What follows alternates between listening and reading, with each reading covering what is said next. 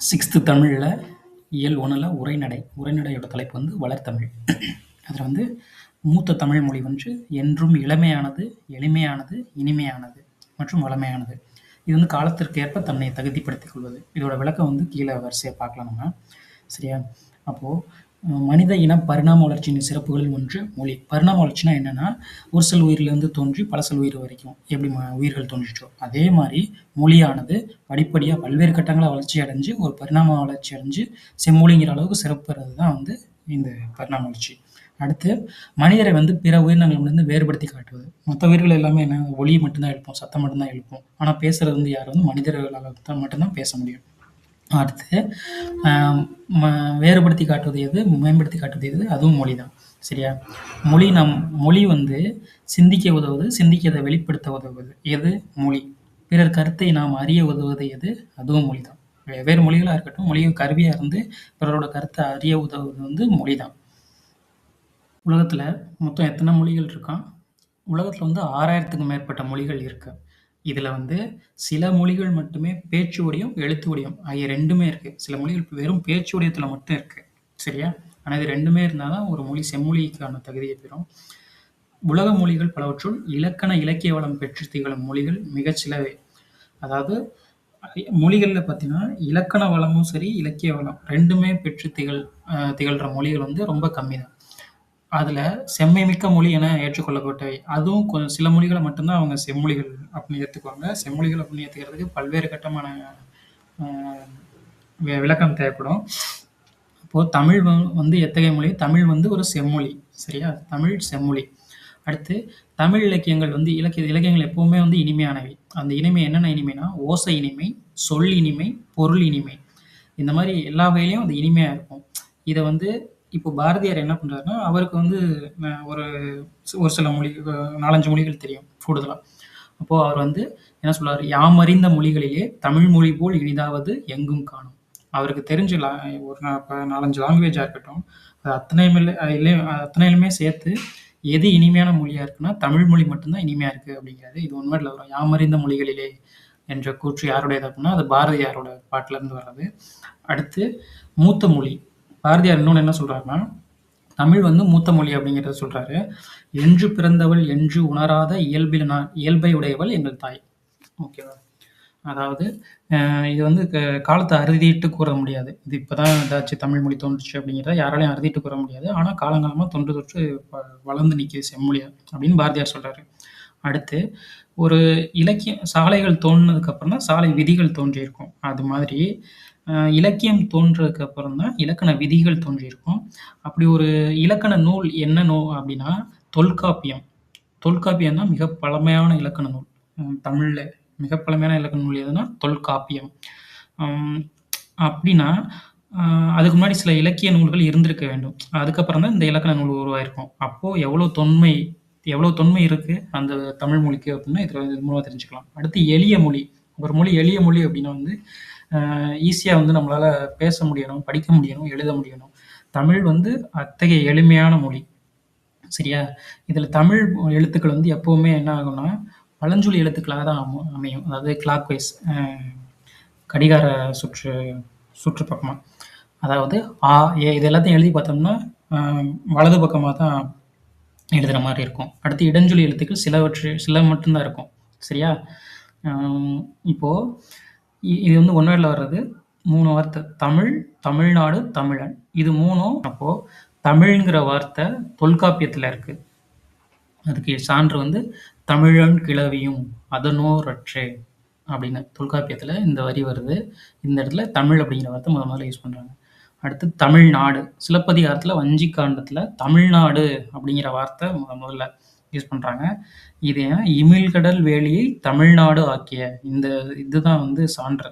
இது வந்து சிலப்பதிகாரத்தில் இருக்க வரி. அடுத்து தமிழன் அப்படிங்கிறது அப்பரோட தேவாரத்தில் இருக்குது. தமிழன் கண்டாய் அப்படிங்கிற இதுதான் சான்று. இந்த வார்த்தைகள் வந்து தொன்மையான வார்த்தைகள். முதல்ல எப்போ யூஸ் பண்ணாங்க அப்படிங்கிறத இதில் போட்டிருக்காங்க. இப்போது தமிழில் வந்து 2 வகையான திணைகளை பற்றி பார்க்கலாம். உயர்திணை, அஃறிணை.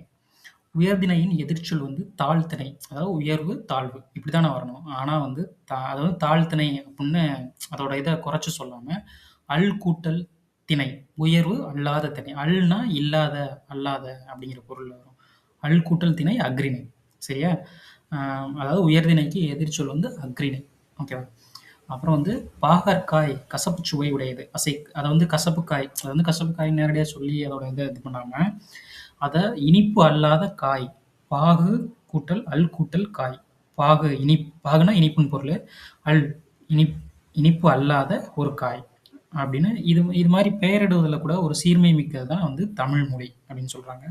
அடுத்து தமிழ் வந்து ஒரு வளமையான மொழி அப்படின்னு சொல்றாங்க. ஏன் அப்படின்னா, தமிழ் வந்து தொல்காப்பியம், நன்னூல் உள்ளிட்ட இலக்கண நூல்கள் மிகுந்தது. இலக்கண நூல்கள் வந்து தமிழ்ல இருக்கு. அது வந்து மிகச் சிறப்புமிக்க நூல்கள் அது எல்லாமே. அடுத்து 8 தொகை, 10 பாட்டு ஆகிய சங்க இலக்கியங்களை கொண்டது. ஓகேவா? அடுத்து திருக்குறள், நாலடியார் போன்ற அறநூல்களையும் கொண்டது. அது ஒவ்வொரு பிரிவிலையும் எல்லா வகையான நூல்களையும் கொண்டது. சரியா? அடுத்து சிலப்பதிகார, மணிமேகலை முதலிய காப்பியங்களை கொண்டது. அது அவ்வாறு இலக்கிய, இலக்கண வளம் நிறைந்தது தமிழ் மொழி. சரியா? அடுத்து தமிழ் மொழி வந்து சொல்வளம் மிக்கது. சொல்வளம்னா என்ன சொல்லுவாங்கன்னா அப்படின்னா, பல நிலைகளுக்கும் ஒரு ஒரு பொருளோட பல நிலைகளுக்கும் வெவ்வேறு பெயர் சூட்டுவது இது எடுத்துக்காட்டா வரும். இப்போ பூவின் 7 நிலைகள் சொல்லலாம்.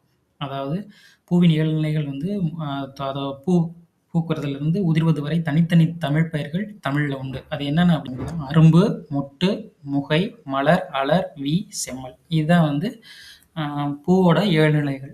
இது மாதிரி சொல் வளம் நிறைந்தது தான் இந்த தமிழ் மொழி. அடுத்து ஓர் எழுத்தே ஒரு சொல்லாகி பொருள் தருவது உண்டு. ஒரு சொல் வந்து பல பொருளை குறித்து வருவதும் உண்டு. ஓகேவா? அது எப்படின்னா, மா அப்படிங்கிற ஒரு எழுத்து இருக்கும். இது வந்து ஒரு எழுத்து தான். ஆனா இதுக்கு என்னென்ன பொருள் இருக்குன்னு பார்த்தா, மரம், விலங்கு, திருமகள், பெரிய, அழகு, அறிவு, அளவு, அழைத்தல், துகள், மேன்மை, வயல், வண்டு. இவ்வாறு ஒரு எழுத்துக்கு பல பொருள் இருக்கு. இப்படிதான் வந்து ஒரு மொழியோட சொல்லுக்கான வளம் இப்படிதான் பார்க்கணும். அடுத்து வளர்மொழி.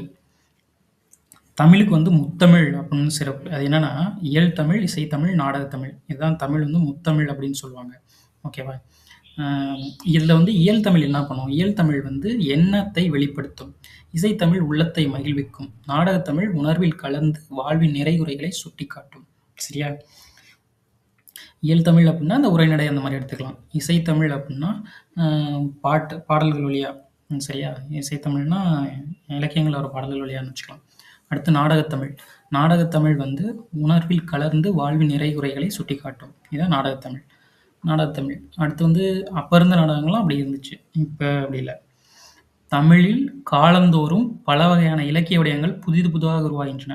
அது என்னன்னா, இலக்கிய வடிவங்கள பார்த்தோம்னா மாறிக்கிட்டே இருக்கும். செய்யுள், கவிதை, புதுக்கவிதை, துளிப்பா இதெல்லாம் கவிதையோட வடிவங்கள். அதே மாரி கட்டுரை, புதினம், சிறுகதை இதெல்லாம் உரைநடையோட வடிவங்கள். இது 2ம் கொஞ்சம் கவனமா பார்த்துக்கலாம். சரியா? இப்போ தற்போது அறிவியல் தமிழ், கணினி தமிழ் அப்படின்னு மேன்மேலும் வளர்ந்துகிட்டே இருக்கு. சரியா? தமிழ் வந்து புதுமை மொழி. அதாவது இன்றைய அறிவியல் தொழில்நுட்ப வளர்ச்சிக்கு ஏற்ப தமிழில் புதிய புதிய கலைச்சொற்களை நம்மளால உருவாக்க முடியும். அப்படின்னா இன்னைக்கு டெக்னாலஜிக்கு ஏத்த மாரி நம்மளால அதுக்கேத்த மாரியும் தமிழ் வார்த்தைகள வந்து உருவாக்க முடியும். எடுத்துக்காட்டா இணையம், முகநூல், புலனம், குரல் தேடல், தேடுபொறி, செயலி, தொடுதிரை. இணையம்னா நெட்டு, முகநூல் ஃபேஸ்புக்கு, புலனம் வந்து வாட்ஸ்அப், குரல் தேடல்னா சர்ச் என்ஜின், தேடுபொறி சர்ச் என்ஜின், குரல் தேடல் வாய்ஸ் சர்ச்சிங், செயலி அப்படின்னா ஆப்பு. ஓகேவா? அப்புறம் தொடுதிரை டச் ஸ்க்ரீன் இந்த மாதிரி சொற்கள சொல்லலாம். அப்புறம் சமூக ஊடகங்கள்னா செய்தித்தாள், வானொலி, தொலைக்காட்சி ஆகியவற்றிலும் பயன்படத்தக்க மொழியாக தமிழ் வந்து விளங்குகிறது. சரியா? அடுத்து அறிவியல் தொழில்நுட்ப மொழி. உலகத்துல வந்து எழுத்து வடிவம் பெறாத மொழிகள் வந்து நெறைய இருக்கு. இந்த நிலையில தமிழ் வரி வடிவ எழுத்துக்கள வந்து அறிவியல் தொழில்நுட்ப நோக்கிலும் கூட பயன்படுத்த முடியும். எடுத்துக்காட்டா இப்ப கணினியில எடுத்துக்கலாம். கம்ப்யூட்டர் எப்பவுமே வந்து மொழியை கணினியில் பயன்படுத்த வேண்டுமென்றால், அது எண்களின் அடிப்படையில் மட்டும் தான் வடிவமைக்கப்பட வேண்டும். தொல்காப்பியம், நன்னூல் போன்றவை நாம் படிப்பதற்காக எழுதப்பட்டவை. ஆயினும் அவை கணினி மொழிக்கும் ஏற்ப நுட்பமான வடிவத்தை பெற்றுள்ளன. எடுத்துக்காட்டா என்னன்னா, தமிழ் எண்கள். அதாவது தமிழ் எண்கள் என்னன்னா, அ இப்போ இந்த எழுத்துக்கள் இருக்கு இல்லையா? இந்த எழுத்துக்களுக்கு ஒவ்வொன்னுக்கும் ஒரு எண்கள் இருக்கு. சரியா? 1 அப்படின்னா கா, 2 உ, 3 ஞா, 4 சா, 5 ரு, 6 வந்து சு, சு. ஓகேவா? அடுத்து 7 வந்து ஏ, 8க்கு வந்து ஆ, 9 ஷை, சை அந்த மாரி. அப்புறம் லாஸ்ட்டா பார்த்தீங்கன்னா, 2000 ஆண்டுகளாக வழக்கில் இருக்கும் சில தமிழ் சொற்கள். அதாவது தொன்மையான சொற்கள சிலவற்றை வந்து இவங்க இதில குடுத்துருக்காங்க. இதில வந்து கேட்பாங்க டிஎன்பிஎஸ்சில கேட்குறாங்க. அ வேளாண்மை வந்து எந்த நூல்லனா, கலித்தொகை, உழவர் நற்றிணையில, பாம்பு அப்படிங்கிற சொல் வந்து குறுந்தொகையில, வெள்ளம் பதிற்றுப்பத்து, முதலை வந்து குறுந்தொகையில வந்து யூஸ் பண்ணியிருக்காங்க. அதுல. கோடை அகநானூறு, உலகம் தொல்காப்பியம், திருமுருகாற்றுப்படையிலயும் இருக்கு, தொல்காப்பியத்திலயும் இருக்கு வந்து உலகங்கிற சொல். அடுத்து மருந்து வந்து அகநானூறு, திருக்குறள் 2லயுமே இருக்கு. ஊர் அப்படிங்கிறது வந்து தொல்காப்பியம், அகத்திணையியல் இது 2லயுமே இருக்கு. அடுத்து அன்பு அப்படிங்கிறது தொல்காப்பியம், களவியல், அதாவது திருக்குறள். திருக்குறள்ல இருக்கு. சரியா? களவியல், திருக்குறள். அடுத்து உயிர்.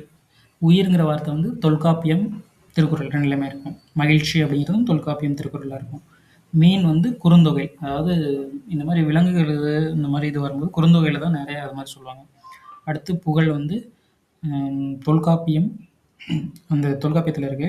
அடுத்து அரசு வந்து திருக்குறள்ல இருக்கு. செய் குறுந்தொகையில இருக்கு. செல் தொல்காப்பியத்தில இருக்கு. பார் அதாவது உலகம் அப்படிங்கிற வார்த்தை வந்து பெரும்பானாற்றுப்படையில இருக்கு. ஒளி அப்படின்னா தொல்காப்பியம். அ முடி அப்படின்னா தொல்காப்பியம். இந்த மாரி வார்த்தைகள் 2000 ஆண்டுகளுக்கு முன்பு இருந்தே இருக்கு. அந்த இலக்கண நூல்கள்லயே இருக்கு, இலக்கிய நூல்கள்லயும் இருக்கு. உரைநடை முதல் பாடம் பார்த்தாச்சு. மத்த வரிசையா அடுத்தடுத்த பாடப்பகுதிகள வந்து பார்க்கலாம் அடுத்தடுத்த வீடியோக்கள்ல.